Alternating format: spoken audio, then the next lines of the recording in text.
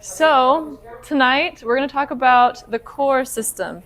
So a lot of people, the buzzword is work your core, abs, and a lot of cross training is done with the core, but not a lot of people know how to really strengthen the core correctly and what it all entails. So I'm going to go into this and specifically how it applies to triathlon training. So a little bit about me. I'm Janelle. I like anything outdoors, anything a little bit crazy. I'm a busybody. I have a lot of hobbies. I'm a hobby collector. So I started with triathlons 8 years ago, and it was my first week of undergrad, and I was hooked ever since. I've done a couple half Ironmans and a bunch of sprints and Olympics. And rock climbing for 15 years, that was my first love. And since then I've added canyoneering, and most recently in the past year I've been training with some American Ninja Warriors and exploring that. So I applied this past season, didn't get in. So next year we're hoping. But yeah, anything that basically gives my mom a heart attack, I like to do.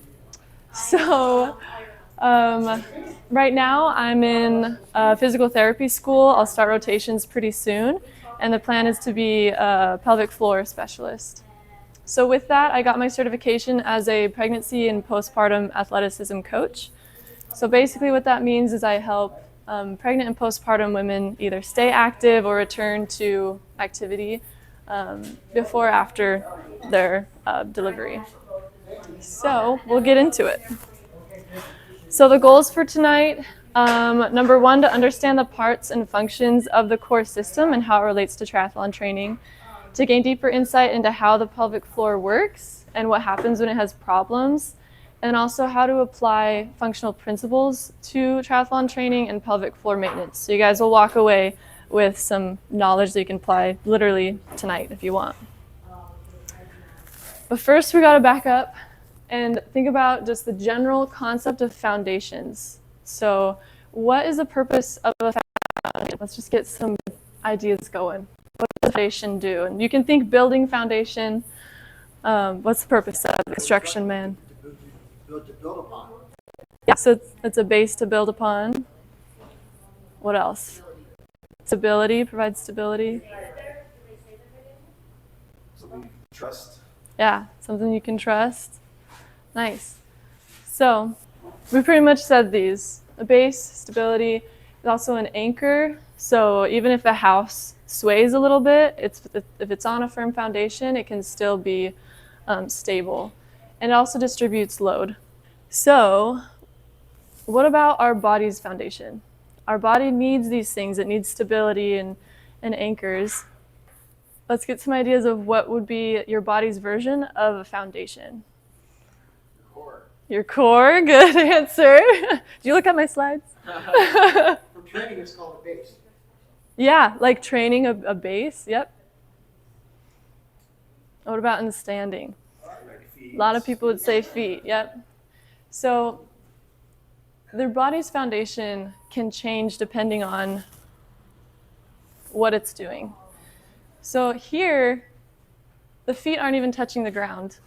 So when we're active, our body's foundation actually changes. In standing, I could argue that my feet are the base. But a fun fact about running, when you're running, you actually spend 40% of your time in this phase right here, the float phase. So if you go out on a run, 40% of the time, you're just floating, which I think is crazy. But that means that your feet are just kind of fluttering around. So for swimming, it's even less time with your feet on the ground. There is no ground. Where does your body get that stability? Same thing with biking. Now your body has to manage a machine. And so the stability that comes is all based upon your core system. This is the thing that stays stable when all of your limbs are moving and when you have a lot of forces acting on your body. And it's really important to know how to train it. So when I say, let's do an ab workout, what do people think of? Crunches. Crunches, yep. Planks, crunches, planks, sit-ups. Yeah. So these are all great exercises for your abs, but what a lot of people don't realize is your abs are only a part of the core system. So the core system involves 4 different aspects. There's a front, a back, a top, and a bottom. And the abdominal muscles are just the front part of your core system. And additionally, there's actually 4 layers of your abdominal muscles. So it gets complicated, but you have your abs, then you have your low back muscles. This is the back side of your core. The next one, the pelvic floor.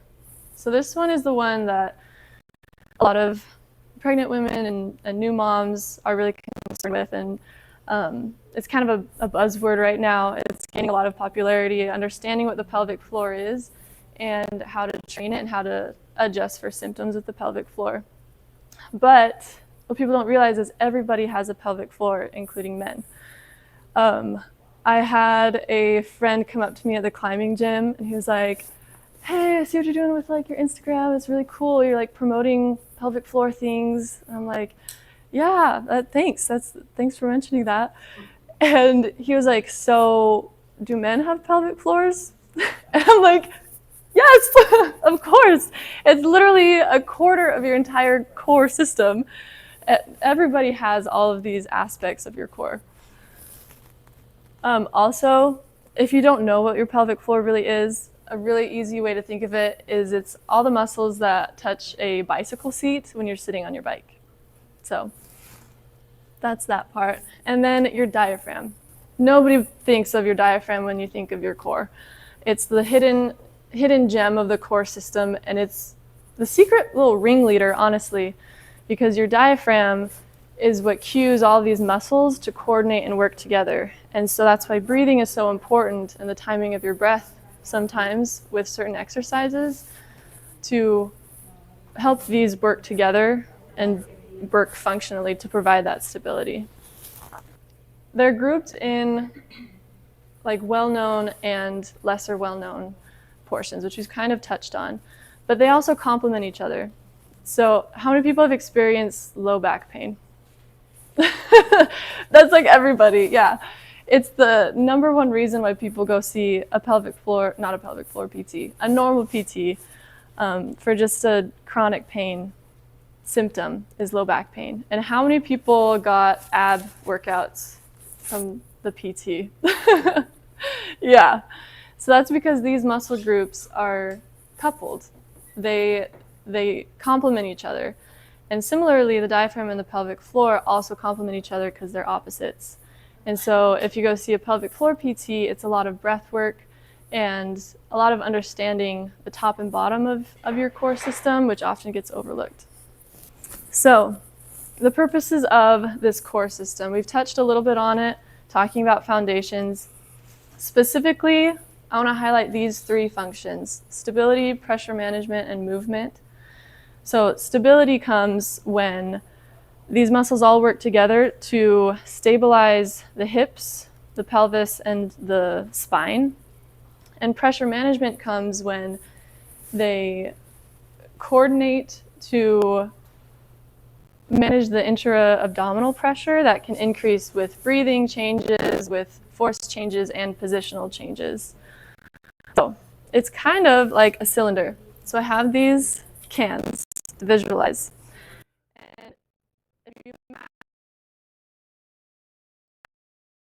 And in a state like this, they're all strong and coordinated, and they're maintaining the pressure that's inside of the area that's like your abdominal cavity.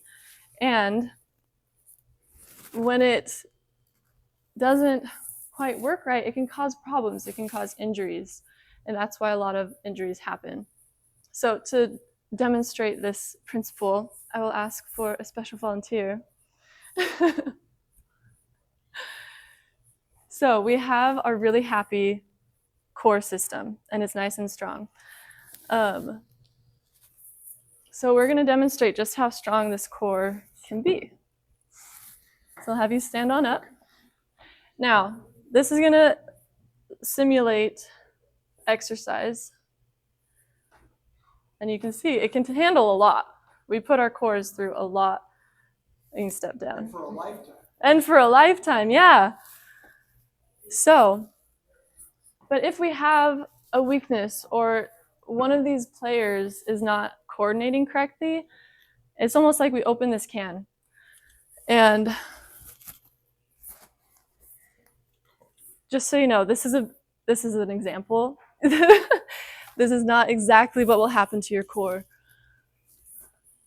But when you have a weakness, you might be fine during part of your workout and feeling good, but if you have an unexpected change of forces or just over time, it's susceptible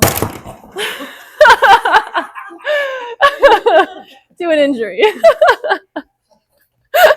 Surprised you on that one. Time for surgery.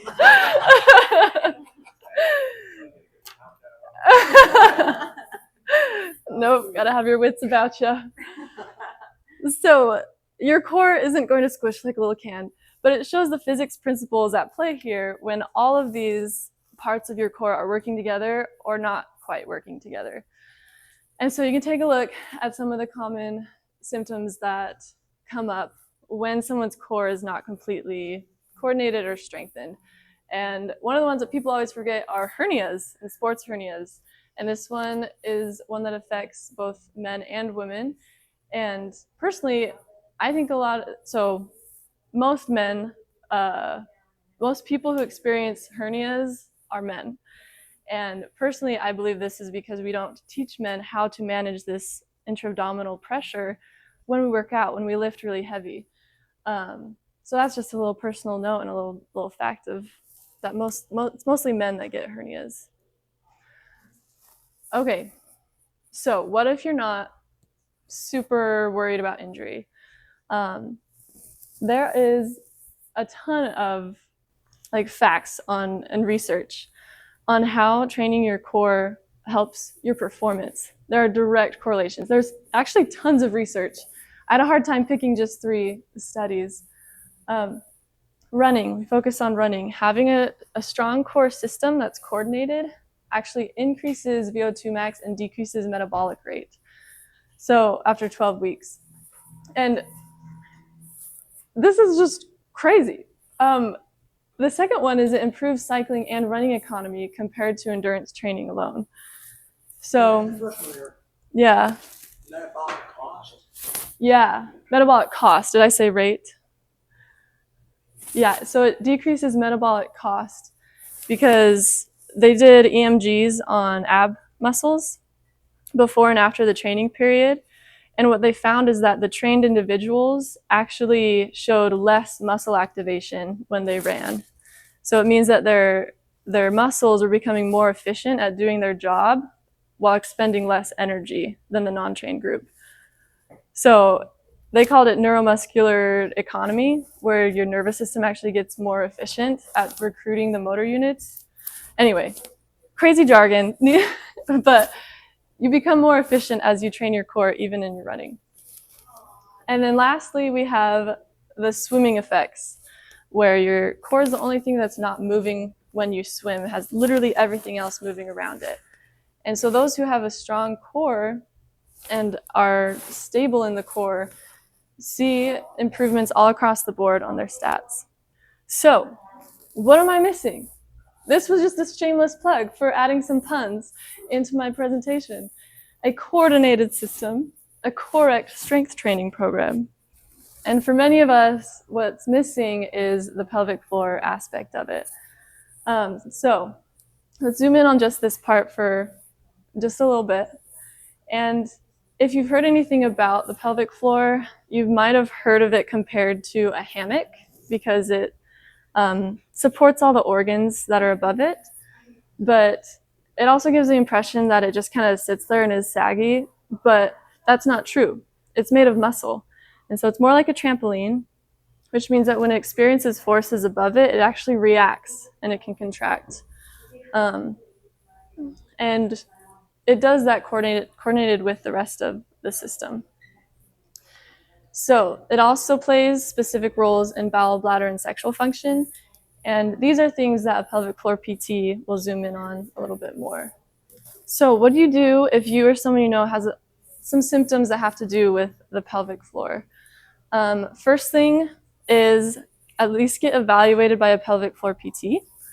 Even though I'm a pregnancy and postpartum coach, I always refer people to pelvic floor PT first because they can do in-depth assessment. They can say if those muscles are hyperactive or if they're weak, and get them started on a breathing program because, like we said, that pelvic floor and diaphragm are very connected and complementary to each other. Another thing you can do is adjust pressure, tension, and body position during your workouts. This is what I specialize in. So if you have a workout and sometime during it you experience a pelvic floor symptom like urinary leakage or like a heaviness feeling, then there are things we can do immediately to adjust and help those symptoms. So here are some core exercises that actually work your full core and not just your abs. So feel free to scan and look at how you can work your full core system on your next exercise. And if you're interested in pursuing more, if you want more guidance and more support or know somebody who might, then give me a follow and we'll chat about the one-on-one coaching I do and go from there. Thank you. Is YouTube is yours? Yeah. Yep, that's me. Very good. And these are my. Good job. Yeah. I have a question for you. Yes. Go back to the slide about swimming. Okay. So, length of the stroke by 0.2 meters per stroke. Explain that. Stroke. Oh, length of the stroke. Yes. So like covering more distance. So what are you doing? You're rotating the body? You're rotating the body? Do you have the impact? Yeah, so you're able to hold your arm out against the force longer instead of having it drop down because your arm is anchored to the rest of your core. Okay, but one thing about swimming is your whole body should be rotating. Okay, how does the core affect the rotation?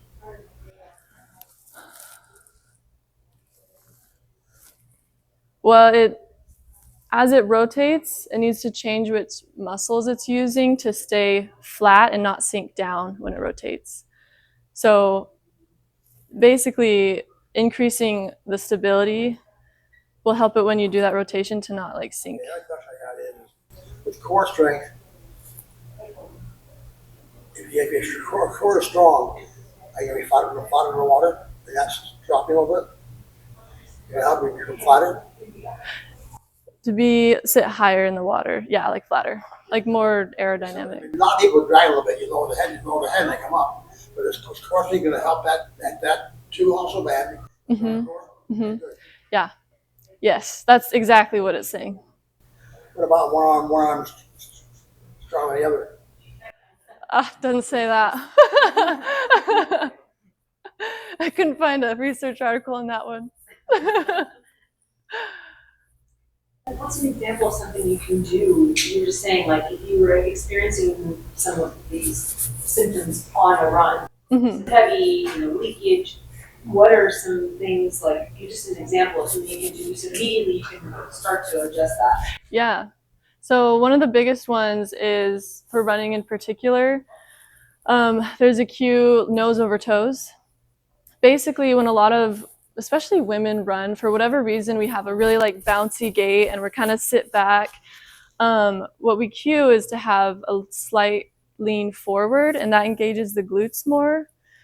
And when the glutes are engaged, it means the pelvic floor can relax and not have to try to take over for the glutes. So we do a lot of glute strengthening and cueing to like set up your glutes to work properly so your pelvic floor doesn't have to compensate basically. Okay. So that's one.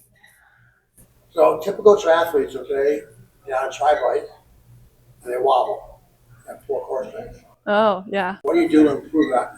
Exercise to improve that? I'd say if you're wobbling on the bike,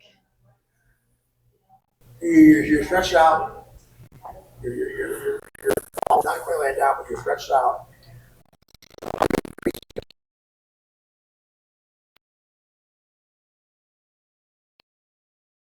oblique work, but also trying to figure out like how to keep it engaged while you breathe. So that's a trick that a lot of people don't know, is like maintaining this stability and almost bracing, a very, very subtle like endurance type brace while you're on the bike, while still being able to breathe for the entire time. And so, huh? Planks. I in the QR code I have like farmer's carry and a peel-off press, and those are really good for learning how to brace while you're still like relaxing and breathing. Because yeah, that takes practice. Like your diaphragm is part of your core, so you want to hold your breath and tense everything. But in exercise, we can't hold our breath. So Very good. yeah, kind of cool. Yeah.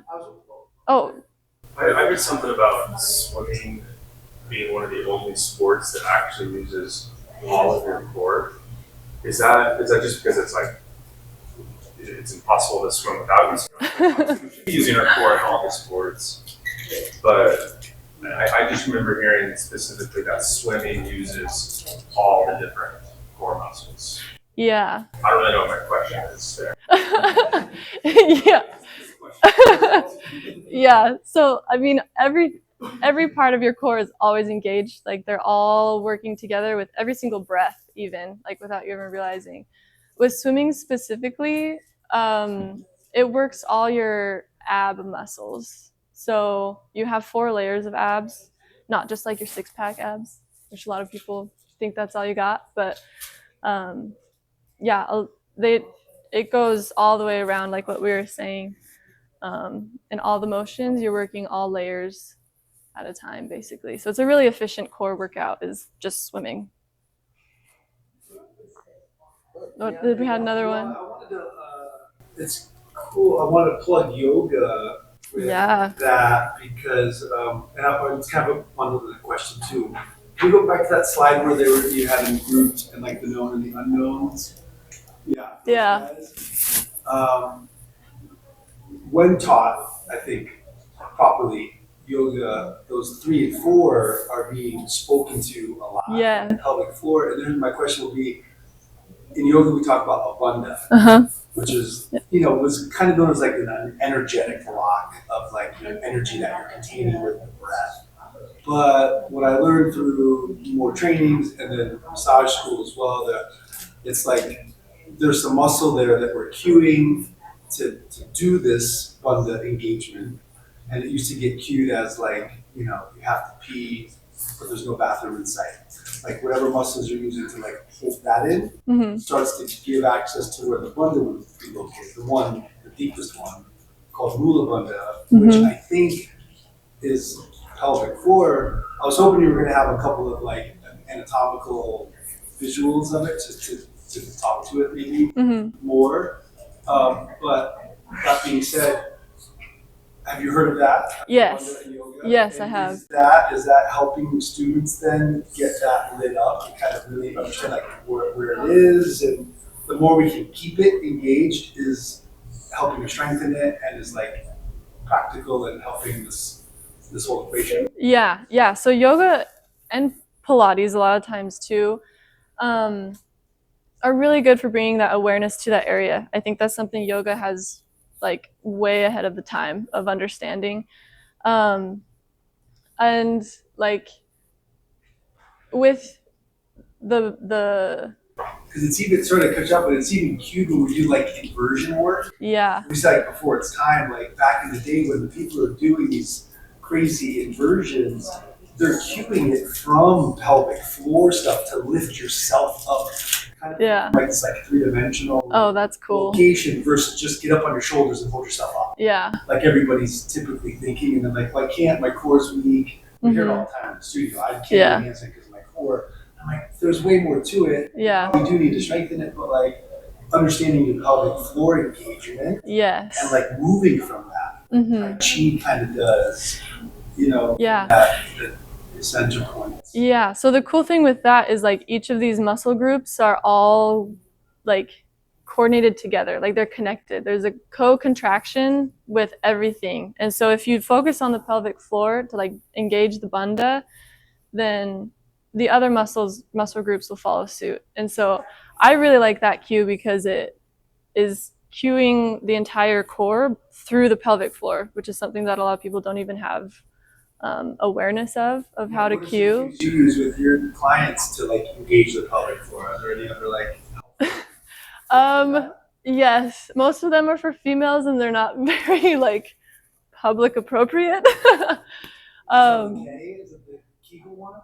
Yeah, so Kegel is basically you. I've dropped that one a couple times. I'm like, I don't know what it is technically, but I know you guys do. I'm female, so let's just start with that. Yeah, so a general one is like pretending like you're holding in urine.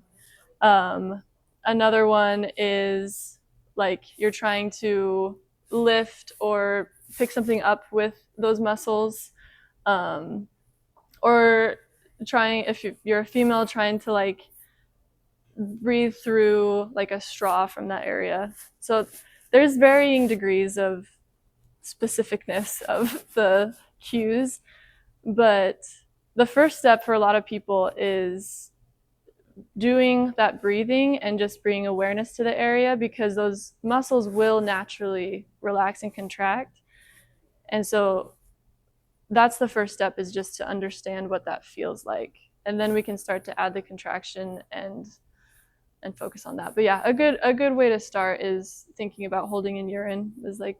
And so with your work, your trainings, do you get them to, find out how to engage pelvic floor and then incorporate the breath work in unison? Yeah. Right? Yes. Together, because you're talking about how they're posing. There, so. Yeah. So the first thing we do is start with breathing mostly. And in the QR code, I have 360 breathing, which is what I start with everybody.